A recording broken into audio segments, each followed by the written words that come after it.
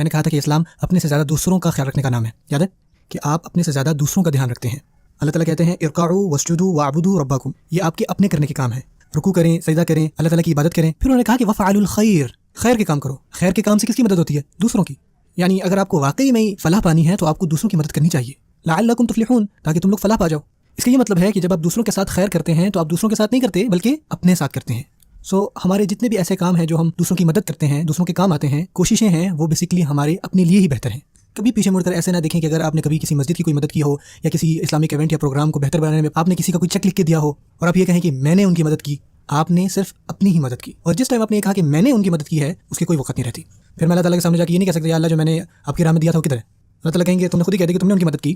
آپ دو نیتوں کو ایک ساتھ نہیں رکھ سکتے اس طرح سے. اللہ تعالیٰ ان میں سے ایک نیت کو لیں گے. اگر آپ اللہ کی راہ میں کچھ بھی دے رہے ہیں، چاہے وہ وقت ہے یا پیسے ہیں یا اپنی کوئی بھی ذہنی یا جسمانی قوت لگا رہے ہیں یا آپ نے کسی کو بھی کوئی مشورہ دیا ہے، تو آپ کو چاہیے کہ آپ اس کا ریٹرن صرف اللہ تعالیٰ سے امید رکھیں اس کی. اگر آپ نے بدلے میں کسی اور کو ذہن میں رکھا کہ یہ مجھے کچھ دے دے گا، تو اللہ تعالیٰ کو یہ چیز بالکل پسند نہیں. اللہ تعالیٰ اس چیز کو بالکل پسند نہیں کرتے. ہماری نیتوں کا اخلاص میں ہونا اس لیے اتنا ضروری ہے. اگر آپ اس نیت میں کسی کو بھی ڈالتے ہیں، اپنے آپ کو، کسی اور ایجنڈے کو، تو پھر وہ نیت ٹھیک نہیں رہتی.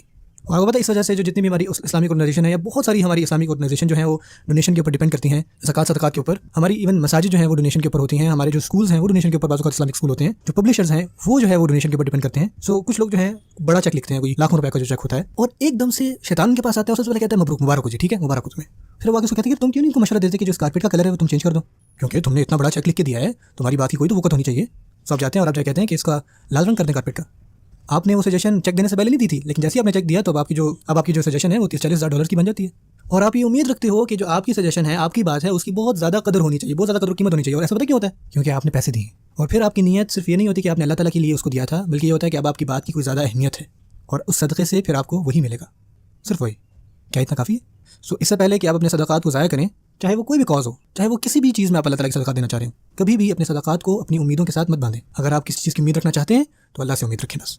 پرسنلی جب میں کوئی چیک لکھتا ہوں، تو میں اس کے اوپر ایک عبارت لکھتا ہوں which is ما نقص مال عبد من صدقۃ.